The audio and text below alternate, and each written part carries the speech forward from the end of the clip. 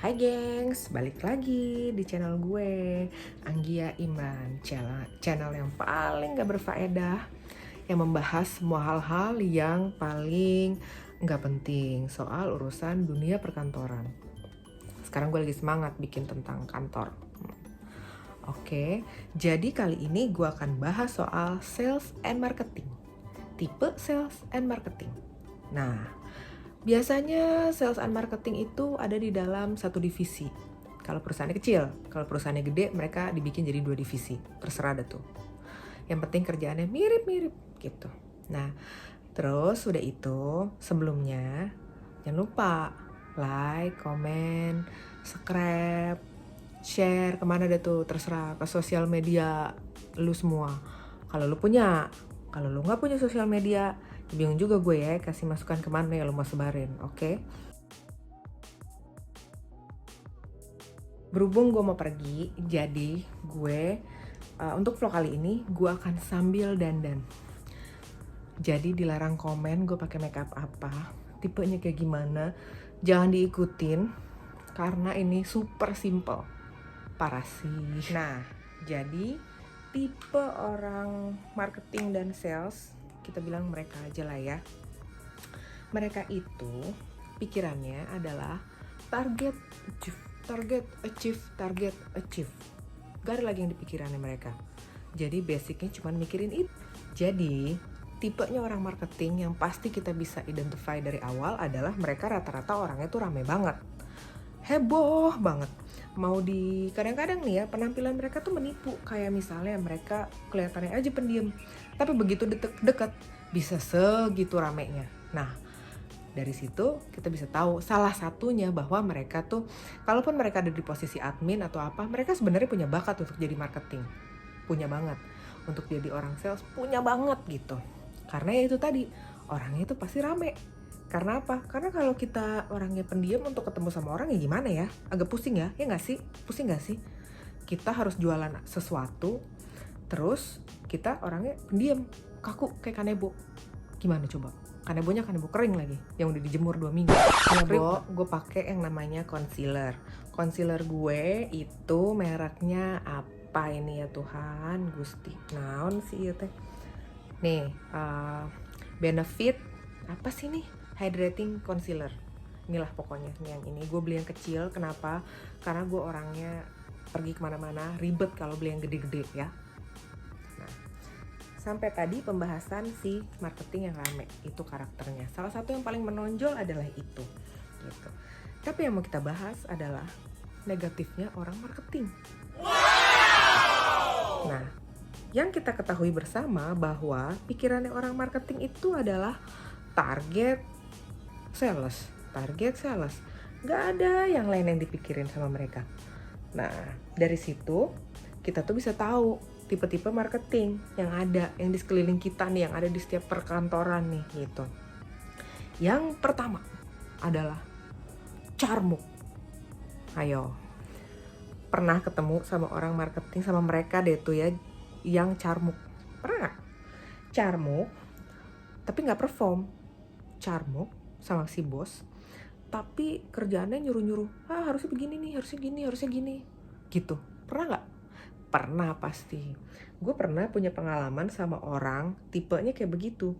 Jadi yang kayak carmuk banget gitu sama bos ya. Even gitu, dia salah bisa jadi bener. Karena apa? Karena dia jago banget carmuk di depan bosnya. Kesel gak sih? Rasanya ya, gue pernah ketemu sama orang kayak begitu, rasa pengen gue emosi. Gak boleh marah, gak boleh kesel, ya kan? Gitu. Tapi karena kedekatan sama bos, dia akan selalu aman ada di situ, gitu.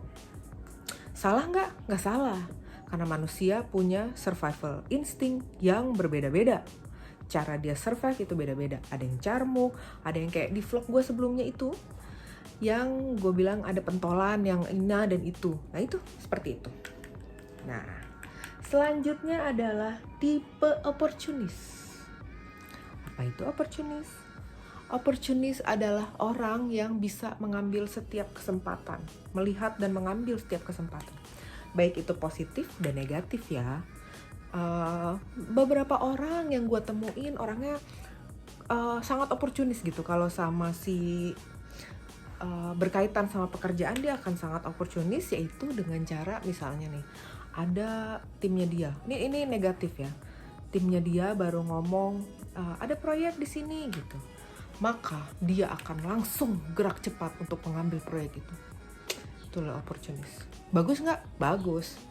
Jelek nggak? Parah. Bagus buat dia, tapi parah buat orang lain, parah buat performance orang lain. Tapi anyway, dia lakukan juga. Itu oportunis gitu. Dia selalu melihat kesempatan dalam kesempitan gitu. Itu adalah orang marketing yang tadi dia sangat fleksibel, bisa set. Wih, mantep, mantul. Tipe nomor 3 adalah tipe yang selalu nyalahin keadaan. Misalnya, aduh, gue nggak achieve nih karena budgetnya nggak masuk. Aduh, gue nggak masuk nih karena ini bayarnya telat. Aduh, gue nggak masuk karena A, B, C, D, terus aja gitu. Jadi kayak selalu mencari alasan yang kadang-kadang dan seringnya nggak masuk akal. Tapi mereka bisa cuek aja gitu di kantor. Karena apa? Karena mereka statusnya sudah karyawan tetap. Susah kan ya, Bu, kalau mecat karyawan yang dia udah jadi pegawai tetap gitu, biar songong kayak mana juga ya, tetap aja dipertahankan begitu. Lalu tipe-tipe orang kayak begini yang tadi selalu nyalahin orang, itu juga termasuk yang survive di kantor. Karena apa? Dia menembak orang lain untuk kesalahannya dia. Jadi perusahaan bisa sangat tanda kutip permisif sama dia. Misalnya nih, saya tahun ini saya tuh nggak bisa achieve target karena sistemnya berantakan. Gimana saya mau update prospek kalau sistemnya berantakan? Nah, nyalain orang. Terus udah itu, iya, setiap kali saya propose marketing activity nggak pernah di-approve. Ya iyalah, lu nggak pernah di-approve. Lu ada nggak kontribusinya? Kan lu bisa hitung. Kalau gua ngeluarin segini, maka gua harus memberikan perusahaan sebanyak segini. Maka lu nggak ngitung, bayar gaji lu pakai apa? Pakai daun. Situ kuntilanak, mau dibayar pakai daun. Gitu kan. Jadi semua harus ada imbal dan balik gitu. Harus ada imbal baliknya. Tapi mereka anyway tetap aja nyalahin keadaan sambil twisted cerita bahwa dia adalah orang yang dizolimi. Gajian telat, dia yang paling merasa dizolimi. Padahal balik lagi, lu kerja nggak? Yang kerja anak buah lu apa lu? Oke, jabatan lu manajer, lu punya anak buah. Manajer itu ada kontribusinya. Lu punya kontribusi nggak? Ngerti produk aja enggak? Ngerti aplikasi aja enggak? Tapi lu selalu bisa membuat orang lain yang salah dan lu yang benar, begitu. Dia pakai blush on tuh biar nyebrang. Kenapa biar nyebrang? Biar nyatu, nggak kayak lu sendiri. Ini biar nyatu, ya kan? Sendal yang berdua, ini harus berdua nih, gitu. Nah, tadi itu, sekarang kita masuk ke yang keempat. Adalah tipe orang sales yang ngomong doang. Bener-bener gue empet sampai ngomong doang. Kenapa gue bilang dia ngomong doang? Oh, ada proyek di sini, ada proyek di sini. Wah, ini ada dana ini, ada dana ini. Ini listnya, ini adalah semuanya. Aku punya kenalan di sini situ. Kenyataannya nol. Kosong. Nggak ada sama sekali. Jadi, tapi jangan salah, bos juga suka tipe orang yang kayak begini. Jadi, yang dia pikirin adalah sesuai pikirannya bos. Perbanyak prospek. Kualitas prospek harus dicek nggak? Percaya deh, nggak. Ya mereka bisa aja random. Oh, ada kebutuhan ini di sini, ada kebutuhan itu di situ. Come on, nonsense. Gue tahu, kenal gue sama orang kayak begitu tipenya. Ngomong aja terus, kenal sama ini, kenal sama itu, giliran ditemuin boro-boro. Kenal juga enggak, siapa lu? Oh, ada yang namanya ini. Hahaha. Kesel nggak lo? Kesel. Gitu. Tipenya kalau orang begini jadi bos, wah udah sih. Kalau gue bendera putih deh, gitu. Bukan karena gue nggak mau kerja sama orang kayak begitu ya, enggak. Tapi ujungnya, kalau proyek itu gue validasi dan ternyata salah, si bos akan marah ke anak-anaknya, ke anak buah si orang tadi itu. Kok nggak dicek sih? Karena balik lagi, bos itu orang tipe kayak gitu biasanya dia adalah orang yang paling demen carmuk gitu. Jadi ya, lu kalau ketemu sama orang marketing yang ngomong doang gitu, lu kibas aja, lu siram pakai air cucian gitu. Emang begitu tipe marketing, banyak, lucu, kocak, nyebelin. Sampailah kita kepada summary.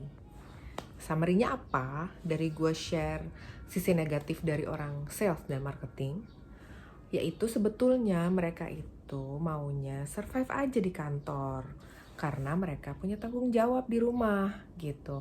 Apakah yang mereka lakukan itu salah? Bukan haknya kita juga untuk bilang mereka itu benar gitu ya. Bukan hak kita juga untuk bilang mereka itu salah ya. Sampai belibet karena udah keseringan ngadepin orang kayak begini ya, Bu. Maaf. Emang sih, jadi kayak bagi mereka tuh itu benar gitu.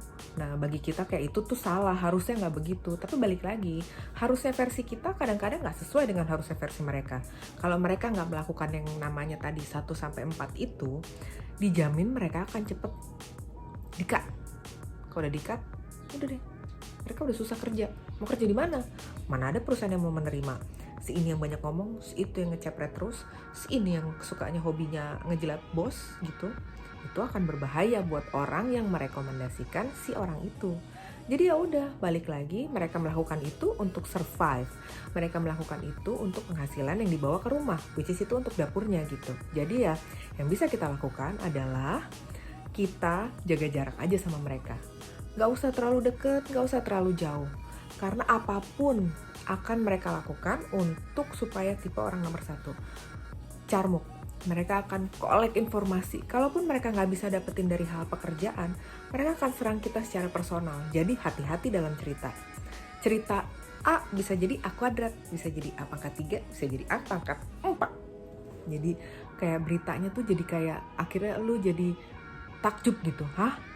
Is it true gue ngomong kayak begitu? Gitu. Tapi kita nggak punya waktu untuk ngebela sama big boss karena ya tadi kita nggak deket gitu sama si bos, karena kita nggak punya waktu untuk yang namanya ngobrol, duduk lama-lama di luar urusan kerjaan sama si bos, bener kan?